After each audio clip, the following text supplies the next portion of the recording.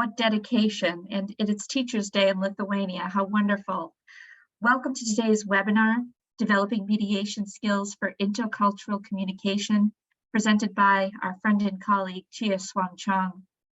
My name is Caitlin Thomas from National Geographic Learning, and I'm coming to you from our office just in Boston, Massachusetts. Before we get started, I'd like to take a moment to go over a few housekeeping notes. First, at the bottom of your screen, you'll notice that there are several icons. The first button on the left is the chat function. Please be sure to send your message to everyone to ensure that the whole group can read your message. On the right, you'll see a Q&A button. Please use this to ask questions. We'll also have a dedicated time at the end of the session to go through your questions as well. And finally, we will be sending along a certificate of attendance and a recording of the session within 5 business days of this webinar. Now, please let me introduce Chia. Chia is a writer, communication skills trainer, and a teacher trainer. She is the author of Successful International Communication, where she presented her ADAPT model as a framework for dealing with intercultural conflict. Delivering both online and face-to-face training to teachers and learners around the globe, Chia specializes in interactive workshops that encourage reflection for more effective international communication and improved collaboration. Currently based in York, Chia was English Teaching Professionals award-winning resident blogger between 2012 and 2019. She developed and co-wrote the Pearson ELTD, an online teacher training course, has contributed extensively to the British Council Learn English website, and holds a Delta and a Master's in Applied Linguistics in ELT. Chia is a co-author for Voices, an integrated series by National Geographic Learning for adult learners of English. So without further ado, I'll turn it over to you, Chia, and thanks for being with us today. Thank you, Caitlin, and thank you, National Geographic Learning, for having me today. That was a glowing introduction. I hope I can only hope to deserve it. Let's dive straight in, shall we? We've been talking a lot about mediation in the last few years, the buzzword mediation. But what exactly is mediation?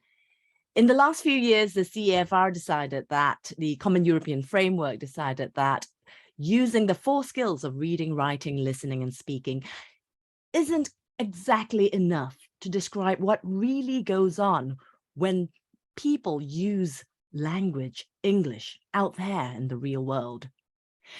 They decided that instead, these 4 modes of reception, i.e.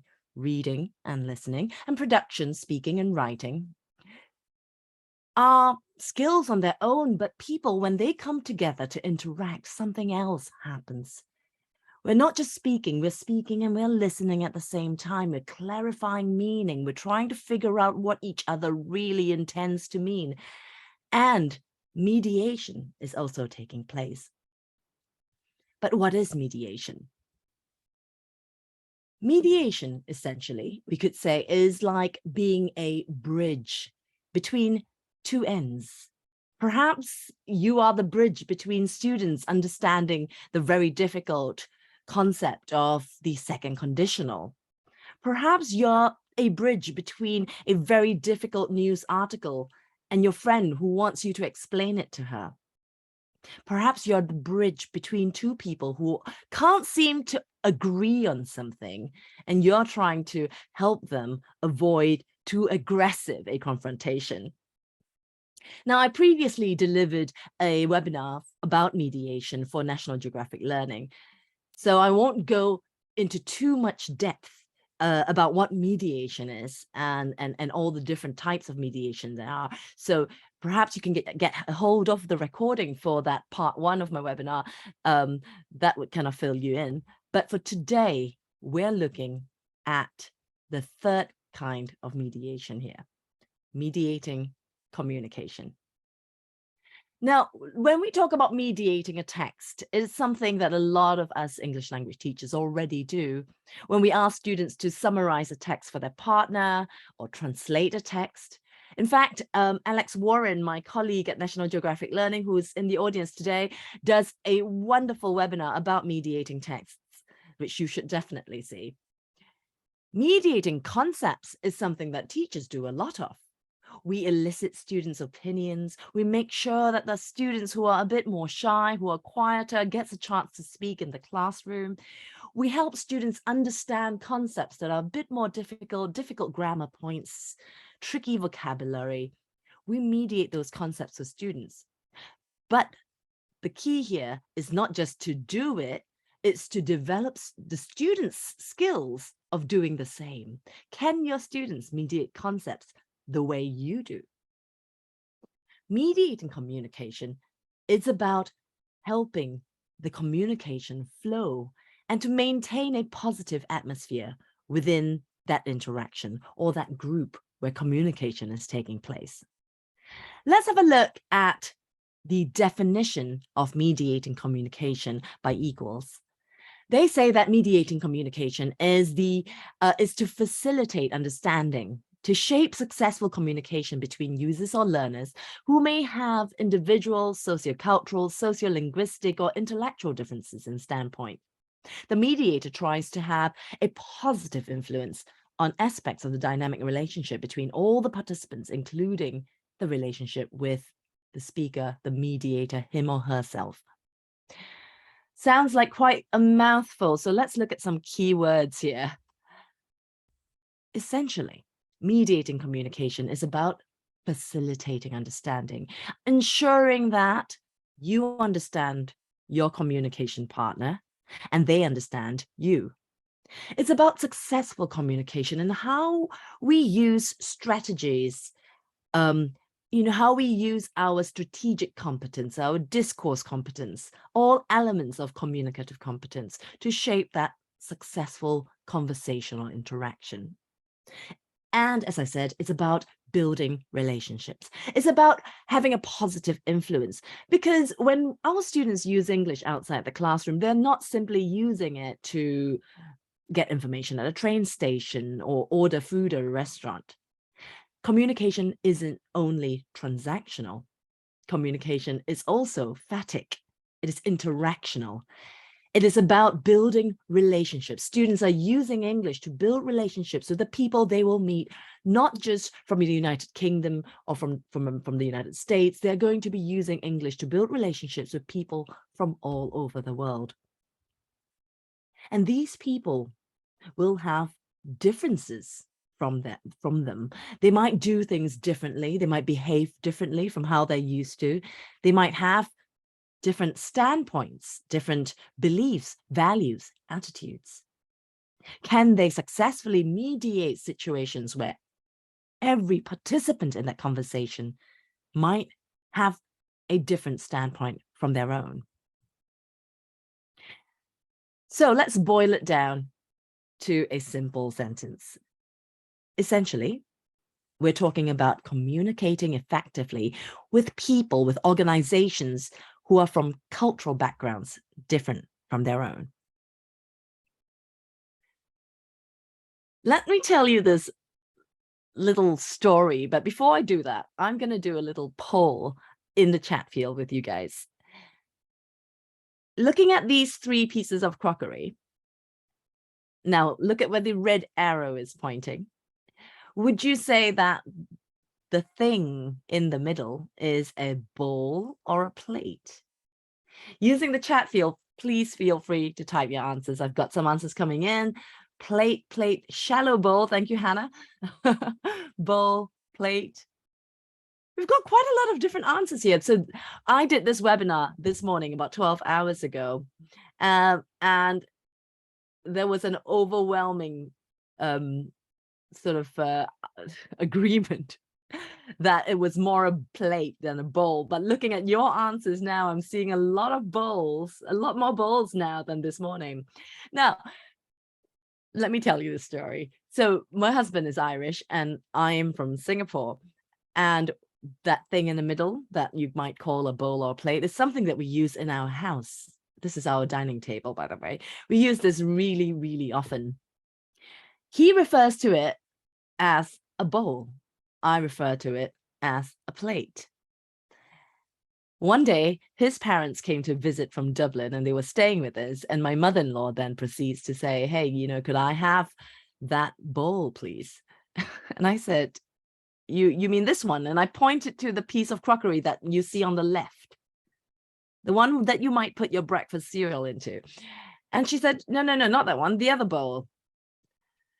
Turns out that she was pointing to what I felt was a plate. So I said, do you really call this a bowl? This is a plate to me. So we had this big discussion and I said, you know what? Let's put this on social media. Let's ask my friends and colleagues in my network on Facebook if it's a bowl or a plate. These were the responses I got. Now, let me first put out a disclaimer. This is in no way a scientific piece of research. It was a bit of fun, a bit of crowdsourcing on social media. 47 responses I got on Facebook. 24 of them said bowl, 8 said dish, and 7 said plate. So at this point, my husband was feeling a bit smug. He said, oh, you see, everyone agrees with me. It's a bowl. Clearly, it's a bowl. It's got, like, you know, curved sides. Anything with curved sides must be a bowl. Now, I might feel a bit defeated at first, but when I started to look into those responses, this is what I found.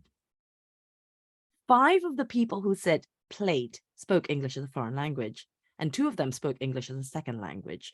I come from Singapore, so some of these responses were from Singaporean friends, and some of the Singaporean friends I had would speak Mandarin as a first language, and some of them would speak English as a first language. Now, if you look at the 24 people who said bowl, 23 of them spoke English as a first language. Where am I going with this? So out of curiosity, I thought, I'm going to post this question one more time, and I'm going to use Japanese. I speak Japanese as my third language. So I asked the question in Japanese this time on social media. Is it osara, which is a plate in Japanese?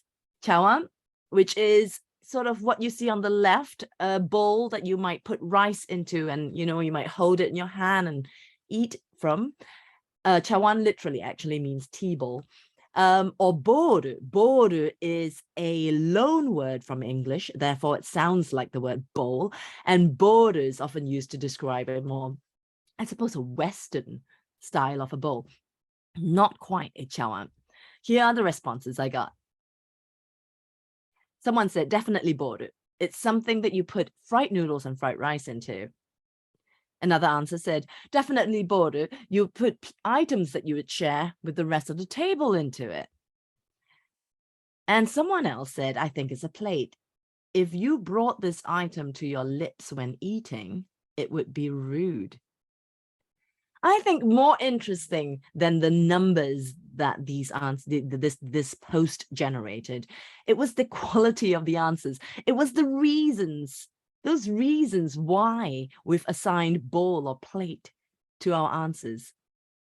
You see, my husband insisted it was a plate, it was a bowl based on the curved edges, the shape of the item. But if you look at these responses here, none of them really are about the shape. It's about the functionality. What do you do with this item?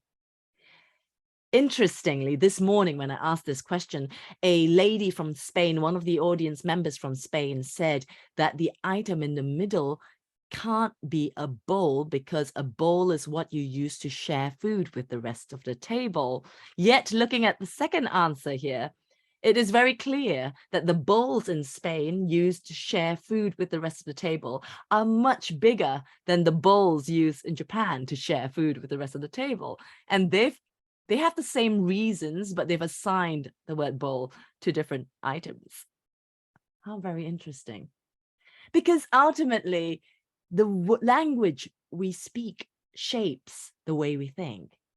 And our thought shapes the language that we speak. Some might say that a lot of what we say is cultural. We teach students idiomatic language, but I don't know if you've noticed, when I teach my students idiomatic language, sometimes it's really hard to actually say what is idiomatic and what it isn't. We casually say things like, I'm broke.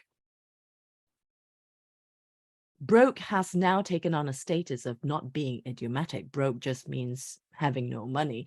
But really, if you dig deeper, it is an idiom. Here's one example. I had a student who was in London and they were trying to buy something. And I think they asked for something at a shop.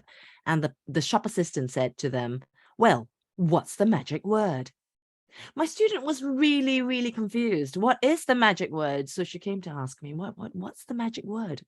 Is it like, I don't know, alakadabra or what is the magic words, guys, in the chat field? What do you think? Yes, thank you, Adam. Now, a lot of you are saying it very naturally. Of course, the magic words, please, because when we bring children up and they, my kids do it, they say, give me that sandwich, give me a glass of milk. And I say, hey, what's the magic word? So it's not just the words magic word, it's the entire phrase, because we don't actually say, would you mind using the magic word? Or could you possibly, I was wondering, use that magic word? I mean, the phrase is, what's the magic word? Now, my student didn't grow up in a culture where that was a thing. So she was absolutely confused. She had no idea what the magic word was. Here's another example. This is my mother-in-law and my father-in-law at a Christmas dinner table. And that's me with my 3 kids. One day we invited a German friend of ours, Jochen, to my in-laws' house for dinner. And Jochen was, enjoying his main course, enjoying his meal. And at the end of his main course, when he had finished eating, my mother-in-law very politely said, would you like some more? And he said, no, thank you. That's enough. I'm full. She then goes on to say, oh, go on, have some more. And he said, no, I'm okay. And she continues to insist that he should have a second helping. After the dinner, he kind of pulled us aside and was really confused. And he said, I think I was very clear that I didn't want any more and that I was full. I'm not sure why she kept insisting. He was completely puzzled. A few months later, Jochen invited my husband and I to his family home for dinner. Now, remembering that my husband's very Irish, when he was asked, would you like some more? He said, oh, no, I couldn't possibly. Johann's mother said, oh, all right then. And that was the end of dinner. My husband went home very hungry that day. When does no mean no? And when does no mean yes? What do you guys do at the dinner table? When your guest has finished eating, do you say, go on, have some more, go on? Or do you take their no, their first answer no, as the honest truth? Melissa, thank you. In Turkey, you keep insisting. Yes. You asked twice. That's very interesting. And as you can see from the answers here, some say only once, some we ask twice, some say, we will keep insisting. Some say, I'll take no as a no. We offer more until they agree. Lovely. From these different answers here, we can just tell that there is no one correct answer. We all do things differently. And of course, when our students use English, they are engaging in intercultural communication. Think about that. The moment our students use English, they are using it to communicate across cultures. And they're probably using it with others who are also using English as a second language or a foreign language. If someone from Peru meets someone from Korea, and the Peruvian doesn't speak Korean and the Korean doesn't speak Spanish, it is very likely that English becomes that tool for communication, that medium for communication between them. We prepare students with vocabulary, with grammar for these situations. But do we prepare them for intercultural situations where we might have different rituals? Because essentially, this is what it is. The ritual of saying, would you like some more? Oh, I couldn't possibly. Oh, go on. You should have some more. Go on. Oh, but, oh no, I really couldn't. Go on, have some more. Oh, all right then. Some say, is it because some cultures are more indirect? Is it a matter of directness? Or is it just a social ritual that we've become used to? So what can we do? As teachers, we could help students become more aware. We could help them see that different cultures and different people might have different rituals. Some might say no and mean no, and some might say no and mean yes. So what can they do? They can reflect, be aware. And someone says in the chat field here, become sensitive to facial expressions, gestures. Become sensitive to the other clues that that person might be giving. We might also give students some useful language, some useful phrases, some different ways that people might say no. That's just one small part of it, isn't it? Saying no is just one of the tiny things that they might encounter out there in the real world.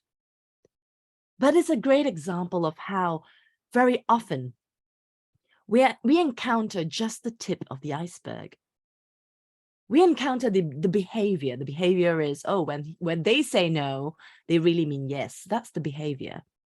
When we look at course books, a lot of them, we look at, a lot of course books look at foods from different countries and festivals that we celebrate in different countries and perhaps even the arts.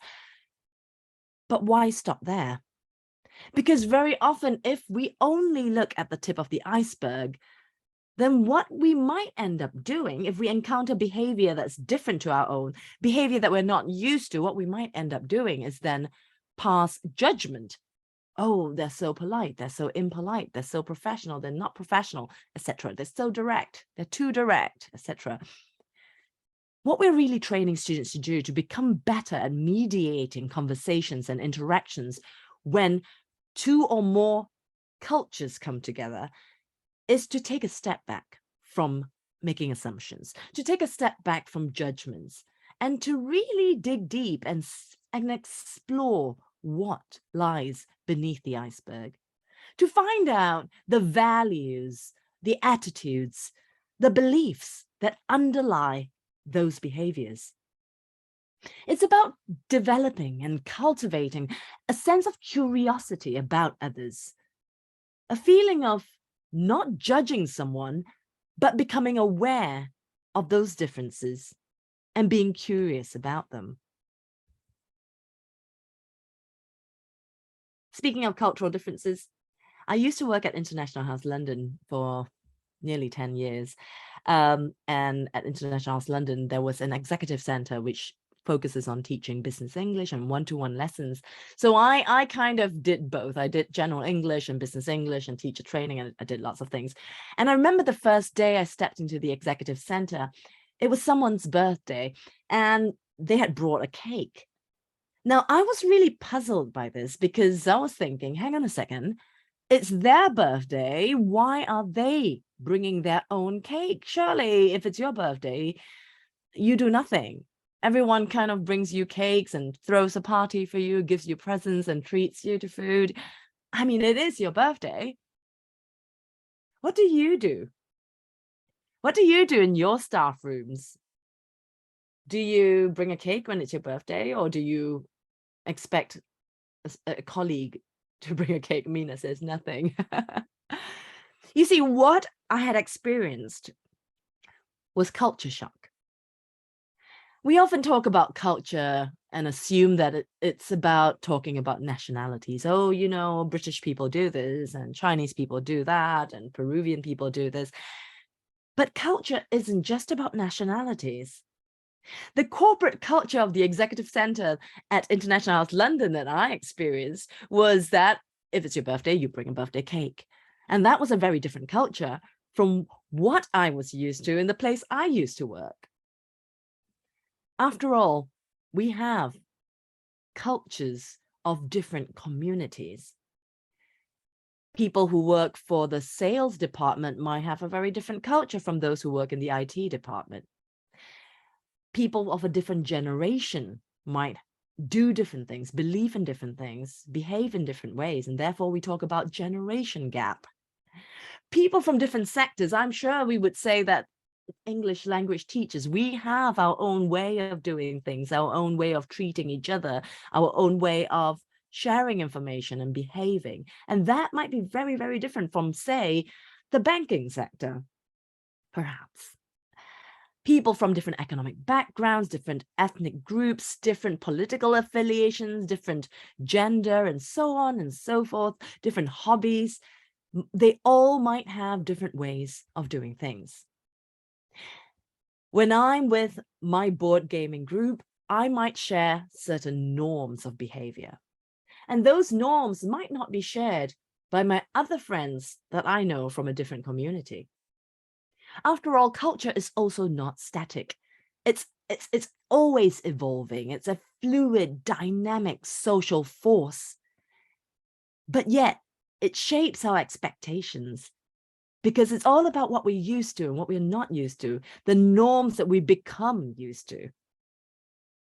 Absolutely, Marco, the region you're in, you know, in London, we talk about not just London culture, there is North London and South London, East London culture. At the end of the day, culture is about how we perceive the world, how we embrace the world, and the commonalities we have with the people of a particular community. So what cultural filters do you have? What cultural lenses do you wear? Which communities do you belong to where you have a certain, you know, expected kind of behavior or norms? And how does this affect your expectations when you meet people with different expectations or norms? Let's do this little quiz, and perhaps I could show you an example of how culture can really influence the way we see the world and the way we process information. In the chat field, could you answer this question? When you write your name, your surname comes A first, B last. Okay, quite a few last here. Any firsts? Yes, one first. Two. Okay, so a lot of last, but a couple of first, perhaps because of the time zones. This morning I had a lot of firsts. Yep, okay. Brilliant. Remember that answer because I'm going to go on to the next question. Now, I want you to think about a social media profile you have. This could be Facebook, LinkedIn, Instagram. Which is it more like? Is it the first one where we can clearly see your face? It's sort of a mid close-up shot. Your facial features are really recognizable, really clear. Or is it more like B? You know, there's a focus on the background, on where you are, what you're experiencing, and perhaps your facial features are not as visible or as clear. Okay, so we've got quite a few different answers here. Again, keep that answer in mind. Here's the third question. You're going to look at a photo for 5 seconds. What do you see in this photo? Now, I want you to pull out the first things instinctively, the first things that grab you about the photo, the first things you see. And then I'm going to take that photo away and you're going to tell me what you remember most about that photo. Are you ready? 3, 2, 1.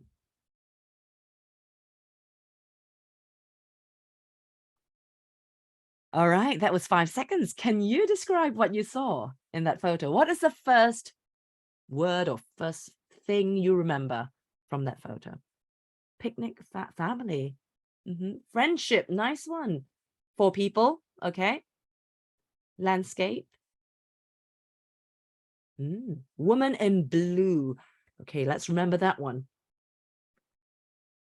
Grass, warmth. Oh, mountains, mountains. Oh, reunion.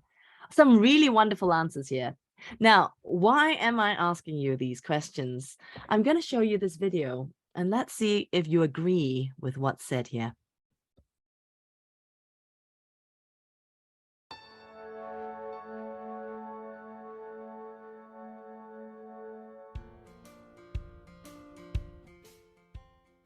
Have you noticed that we write our addresses on envelopes differently in different cultures? In London, UK, the name of the receiver comes first, the door number and street name follow, then the city and postcode. It goes from the individual to the whole. But in Tokyo, Japan, the address goes from the whole to the individual, starting with the postcode and ending with the name of the receiver. We also see this pattern in the way we write our names. In Western countries, the title and the individual's given name usually come first, and then the family name. From the individual to the whole. In some Asian countries, such as Japan, the family name usually comes first, and then the individual's given name and their title. From the whole to the individual. A similar difference was noticed in an experiment done with a group of American and Japanese people. If you saw this fish tank, what would you remember? The fish in front? Or the plants in the background? The small animals? Or the shells and rocks? Did you notice which way most of the fish were swimming? Or when one fish changed direction? Scientists found that the American people were more likely to start by describing the individual fish in the foreground, whereas the Japanese people were more likely to start by describing the background. The Japanese people also talk more about the non-moving objects and the relationships between the objects. This is because we all process information differently and have different ways of making sense of the world. Some people see things from part to whole. They often focus on the foreground and the individual's characteristics.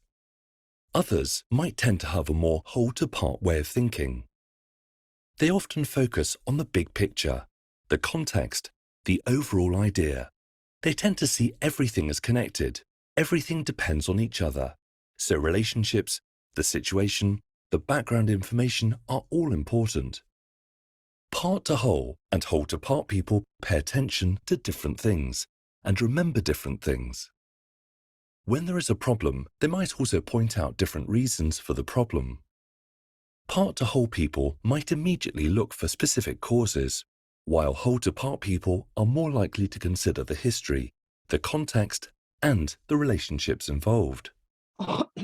When people with different ways of processing information come together, misunderstandings can happen. For someone who tends to focus on the specifics, a person talking about the context might seem like they're not getting to the point.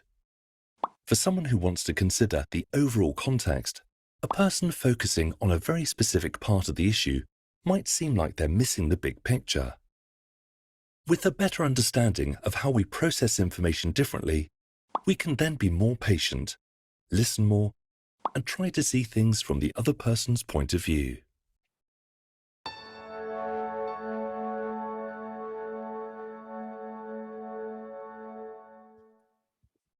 So, are you a whole to part kind of person or a part to whole kind of person?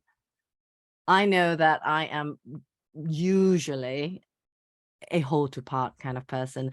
And sometimes it's quite funny because when I speak to my husband, he's like, yep, so can you just get to the point? I have enough description of the background and the context. I get it. Can you just, what is your point?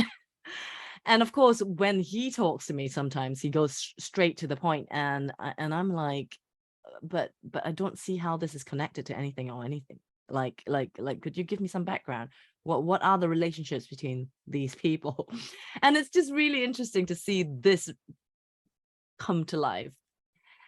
Now, knowing that we might encounter people who process information differently from us, what can we then do? What strategies can we offer students when they go out there and meet people who might be different from them?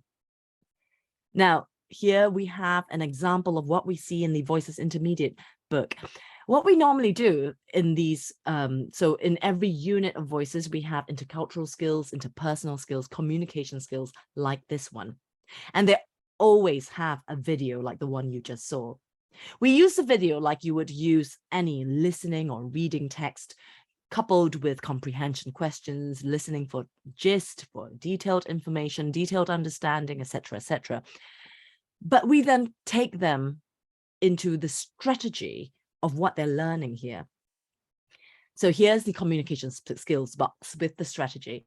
I think it's important for me to point out that I use the phrase, when I wrote this, I was insistent on using the phrase whole to part and part to whole.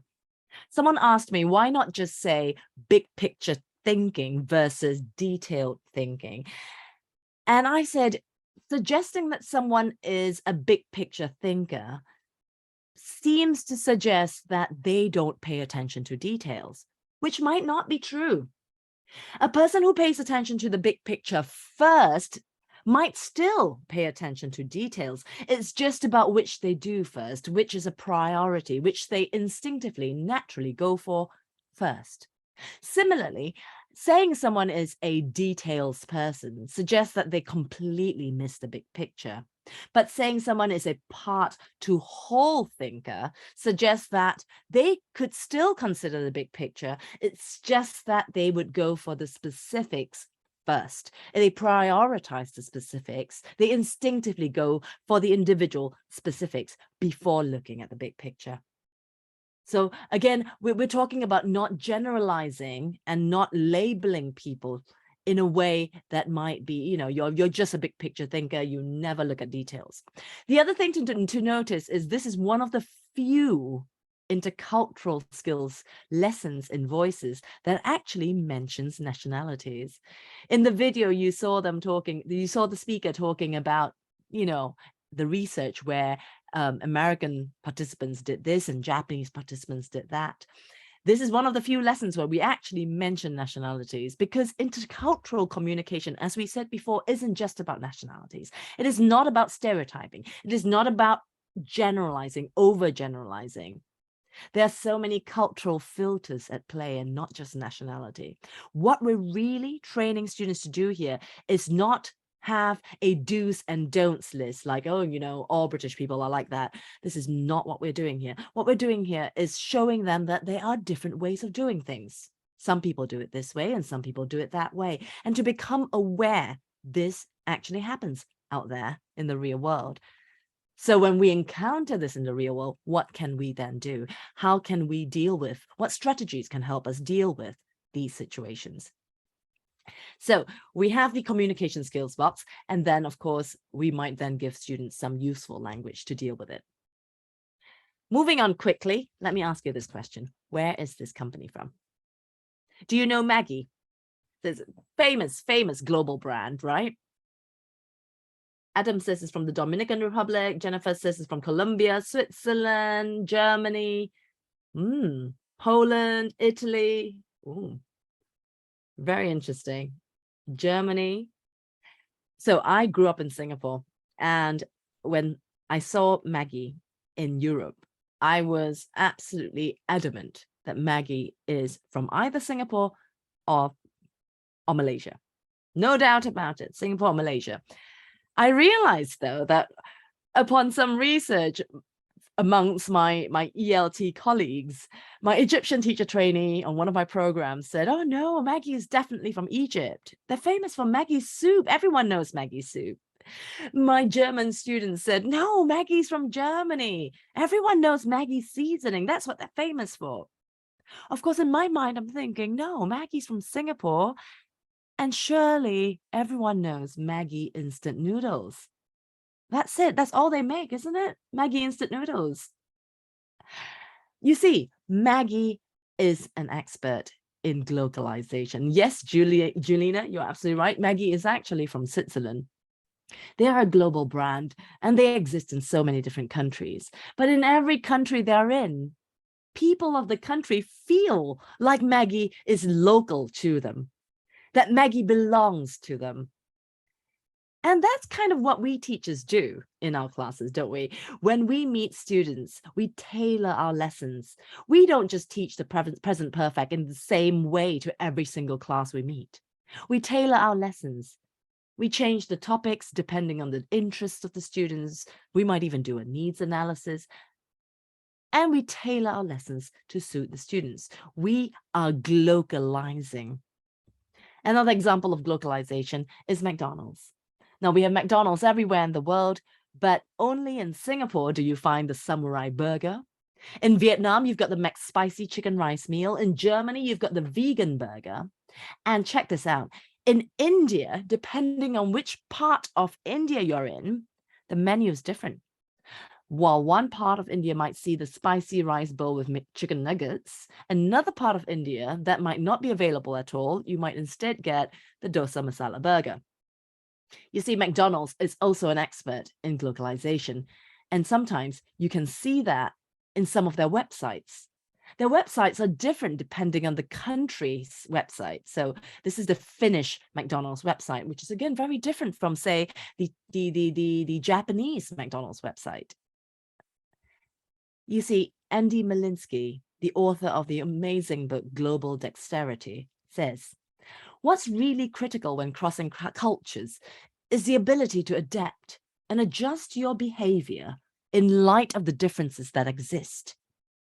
It is behavioral flexibility that matters and not just cognitive awareness.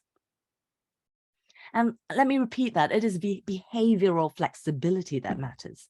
Yes, we want to train students to become more cognitively aware of those differences. We want to train them to reflect, but we also want them to be flexible. So I use this little critical incident here to exemplify this. So I'm going to give you a minute to read this dialogue between Ben and Carlos, and using the chat field, tell me what you think of Ben.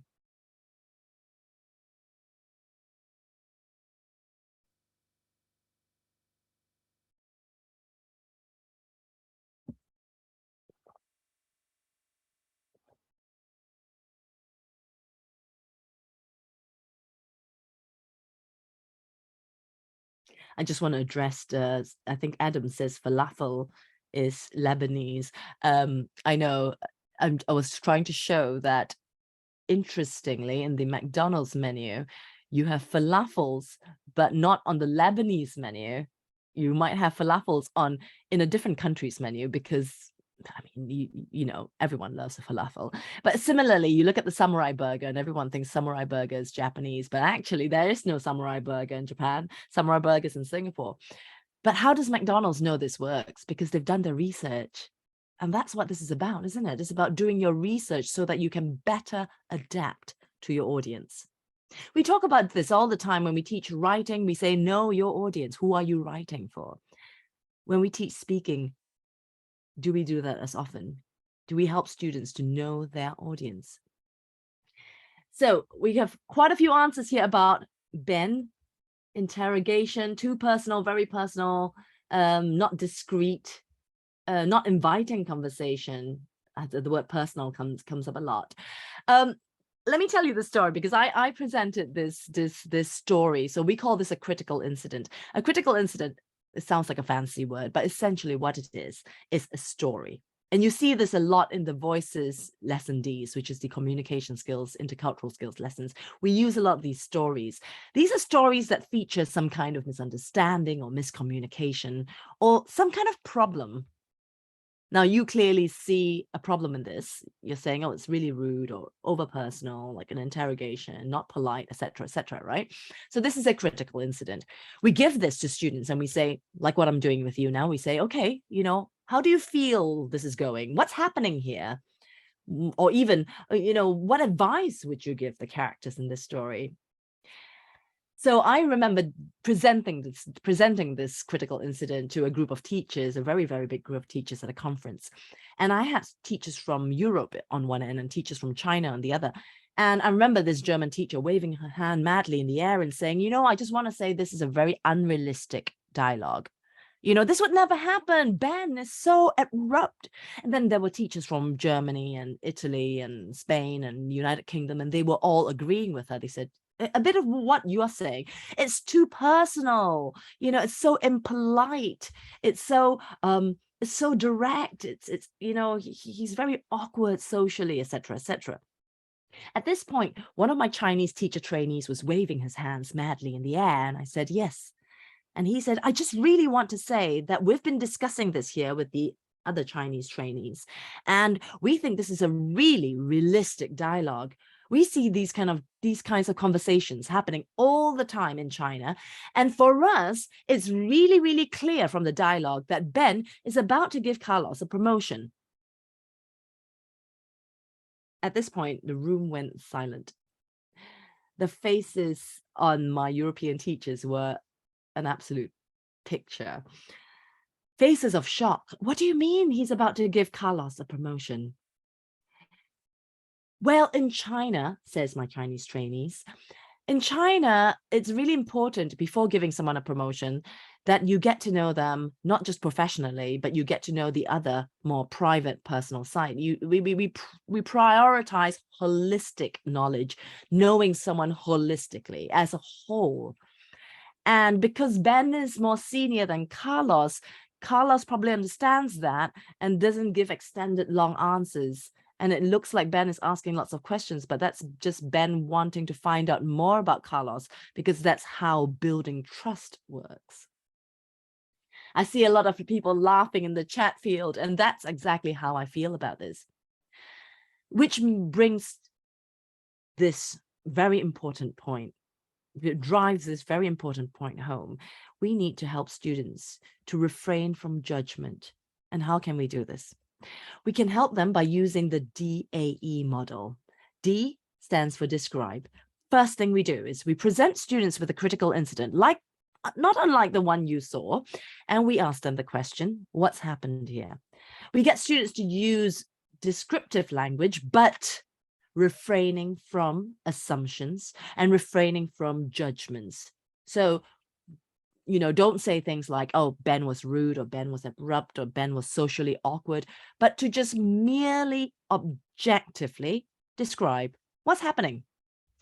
Okay, so what's happening is Ben asked Carlos some questions. Some of them were personal. Questions were short.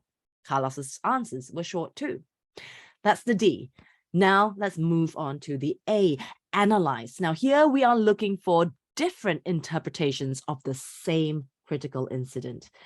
What we do in Voices is we say to students in this exercise, come up with at least 3 different interpretations. Here are more than 3. Ben is lonely and he needs someone to talk to. Ben doesn't like Carlos. He wants him to be uncomfortable.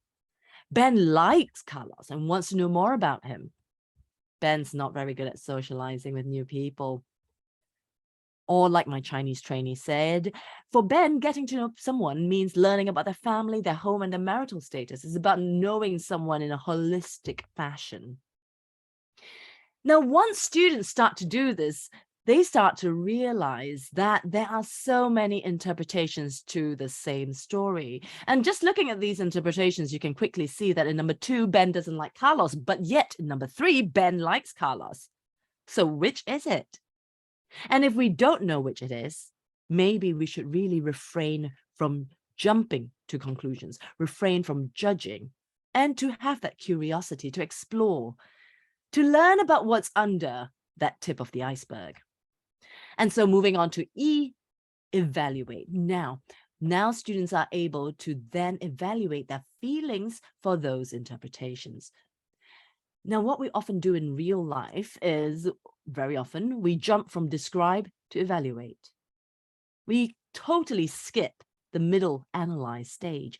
And by doing this exercise repeatedly with students, we are developing that instinctive ability to step back and engage with the analyze stage of the process, so that they don't jump to conclusions as their first instinct, but instead consider different interpretations as that very first instinct, a very key skill in intercultural mediation. So the third stage, evaluate. Now we can ask students, so how do you feel? Let's assume that Ben was doing this because he wants to understand someone holistically. We know that he values getting to know an employee's life. He values a holistic view of the employee, and he values not separating the personal from the professional. Knowing this now, how do you feel about Ben? Can we align our values to Ben? We might not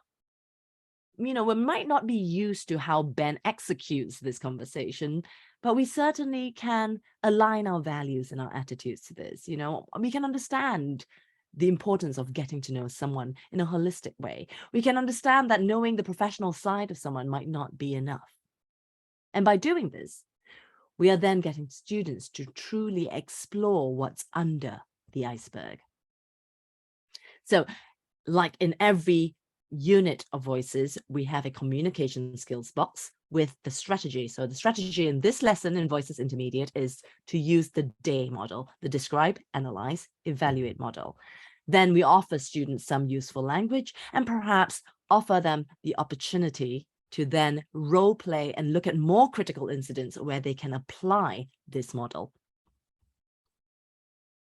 At the end of the day, mediation is putting others at the center of our interactions. For some of us, yes, Mary, the question about having a girlfriend might be too personal. For others, it might not be too personal. And it's about having that instinct, that skill to be aware that those differences do exist. And that perhaps we need to adapt and accommodate in our interactions with others in order to successfully mediate intercultural communications outside the classroom. So what we are aiming to do here with the intercultural lessons in Voices is to promote awareness, helping students to be aware of their own beliefs, their own attitudes, their own behaviors, but also the attitudes of others, the beliefs of others, and the behaviors of others. Eugenia, describe, analyze, evaluate. In Voices, we also try to promote this sense of curiosity, this need and want to explore and understand others. And like Andy Malinsky said in his book, Global Dexterity, it is about behavioral flexibility. It's not about becoming someone else. It's about maintaining our own identity while having that space to be flexible, to accommodate, to adapt, so that we can be better at international communication. Thank you so much for all your time today. And for the people who are joining me where it's 3 a.m. at night and 4 a.m. at night, thank you so much. I hope you found this interesting. I'm here for another 10 minutes to take any questions, so do feel free to ask. Thank you, Chia. Thank you so much. It really was a nice opportunity to do some self-reflection about how we communicate and connect. I really appreciate that. I've been monitoring the chat. There's lots of really great comments, but we do have the opportunity for a few questions. If there are any points that you'd like highlighted, I have a couple of brief announcements to make, sort of closing remarks, but while I do those, please do feel free to add your questions to the comments section or the Q&A. I'll be monitoring both. So thank you all for joining today. Just a couple of housekeeping items. Immediately after the session, you will be directed to a feedback survey. Please do let us know what you think. Many of these examples that the presentation showed today were from Voices for young adult and adult English learners. If you're interested in learning more about any National Geographic Learning programs in your classroom, please visit our website or click the link to Voices here. I put it in the chat box. We'd love for you to learn more, or contact your local National Geographic Learning representative. Please be sure to join our online community for teachers of English on our social media channels, and we will offer up-to-date information about events, practical classroom tips, and exciting real-world content and new product information. So thank you all once more. I'll just go through the Q&A and the chat box. Oh, okay. Elias has a question for us. How can we develop tolerance with our students when facing a different culture? So the idea of acceptance and tolerance within the English language learning classroom when there are many cultures within one classroom. Any thoughts, Gia? I think it's about, bringing these topics up for discussion. I just wanted to clarify before that, if you look at voices, if you flick through any of these 7 books, you will notice it's very familiar. It's a general English course book. You've got your reading page, your grammar page, your vocabulary pages. But the one thing that I'm extremely excited about, extremely proud of, is that in every single unit, there is a 2-page lesson about intercultural, international communication. And part of that is helping students to use those lessons to learn about how different people might behave different ways and to actually discuss them, to do the activities, to look at the critical incidents, to watch the videos, and then to talk about it. There's a lot of critical thinking involved, problem solving involved, a lot of reflection and mindfulness involved. Now, some teachers say to me, but surely, is that really within my remit? I'm not an expert in intercultural communication. I'm not an expert in helping students to be more tolerant. So what should I do? And I often say this to teachers. I say, you're not an expert in the pyramids of Egypt, and yet you will happily do a piece of reading about the pyramids of Egypt in an English language course book.